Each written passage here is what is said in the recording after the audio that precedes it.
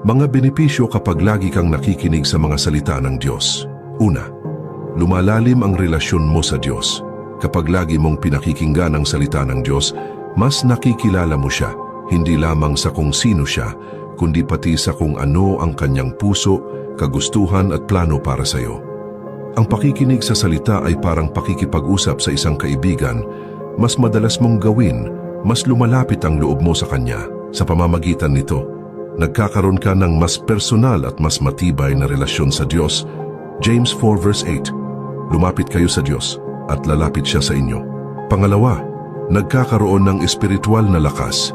Ang buhay ay puno ng pagsubok at kung minsan nauubos ang lakas natin, pisikal, emosyonal at espiritual. Ngunit kapag lagi mong pinakikinggan ang salita ng Diyos, tumatatag ang loob mo dahil ang kanyang mga pangako ang nagpapatibay sa iyong pananampalataya. Para itong espiritual na vitamins na nagbabalik ng tapang, pag-asa at lakas para magpatuloy. Matthew 4 verse 4, ang tao'y hindi mabubuhay sa tinapay lamang kundi sa bawat salitang nagmumula sa bibig ng Diyos. Pangatlo, kapayapaan sa puso at isipan. Sa mundong puno ng pag-aalala, kaba at problema, napakadaling mawalan ng kapayapaan. Ngunit ang salita ng Diyos ay nagbibigay liwanag at paalala na kontrolado niya ang lahat ng bagay. Ito ang nagpapaluwag sa puso, nagpapatigil sa takot, at nagbibigay ng kapayapaang hindi kayang ibigay ng sanlibutan. Psalm 119 verse 130. Ang mga salita mo'y nagbibigay liwanag at pangunawa. Pang-apat, pagbabago ng pag-uugali at pag-iisip. Kung ano ang madalas mong pinakikinggan at pinapapasok sa isipan mo ay siyang humuhubog sa iyong ugali. Kapag ang salita ng Diyos ang lagi mong naririnig, unti-unti nitong binabago ang iyong pag-iisip, pananaw at kilos. Ang dating asal na hindi nakalulugod sa Diyos ay napapalitan ng ugaling mas mahinahon, mas mapagmahal at mas makadiyos.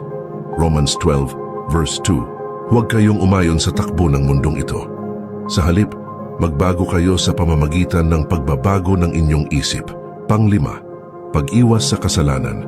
Ang tukso ay laging nasa paligid, pero kapag ang puso mo ay puno ng salita ng Diyos, nagiging malinaw sa iyo ang tama at mali. Nagkakaroon ka ng lakas na umiwas sa mga bagay na hindi kalugod-lugod sa Kanya. Ang salita ang nagiging spiritual na paalala at proteksyon laban sa kasalanan. Psalm 119 verse 11, iningatan ko ang salita mo sa aking puso upang hindi ako magkasala laban sa iyo. Pang-anim, pagkakaroon ng tamang pananaw sa buhay. Marami tayong hindi maunawaan, mga problema, mga pangyayari at mga tanong sa buhay. Ngunit ang salita ng Diyos ang nagbibigay ng gabay at direksyon. Ito ang nagpapakita sa atin kung paano tinitingnan ng Diyos ang buhay, kaya mas nagiging malinaw kung paano harapin ang bawat sitwasyon na may pag-asa at pananampalataya. Psalm 119 verse 105, ang salita mo'y ilawan sa aking mga paa at tanglaw sa aking landas. Pangpito, proteksyon laban sa maling aral. Maraming maling kuro-kuro at aral sa mundo ngayon na madaling makalinlang kung hindi tayo matatag sa katotohanan. Kapag palagi kang nakikinig sa salita ng Diyos, mas nagiging sensitibo ka sa kung ano ang totoo at kung ano ang mali. Ang Biblia ang iyong nagiging panukat para malaman kung ang itinuturo ng iba ay tunay na mula sa Diyos o hindi.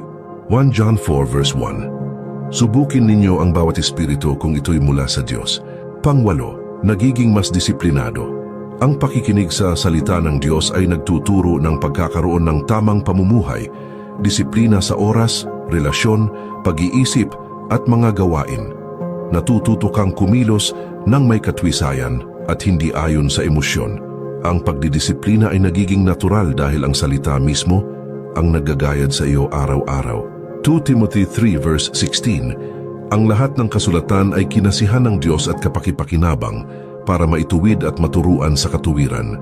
Pang-siyam, mas nagiging mapagpasalamat habang mas nauunawaan mo ang kabutihan, katapatan at pag-ibig ng Diyos sa Kanyang salita, mas lumalawak ang iyong puso sa pasasalamat. Kahit sa maliliit na bagay at kahit sa gitna ng pagsubok, natututunan mong magpasalamat dahil nakikita mo kung paano kumikilos ang Diyos sa likod ng lahat. 1 Thessalonians 5 verse 18, Magpasalamat kayo sa lahat ng bagay, sapagkat ito ang kalooban ng Diyos para sa inyo. Pang-10, napapalalim ang panalangin. Mas nagiging makahulugan ang panalangin kapag puno ka ng salita ng Diyos.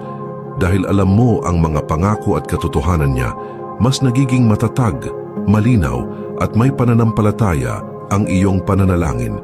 Mas nakapagtitiwala ka sa Diyos dahil alam mong ang hiling mo ay ayon sa kanyang salita at kalooban.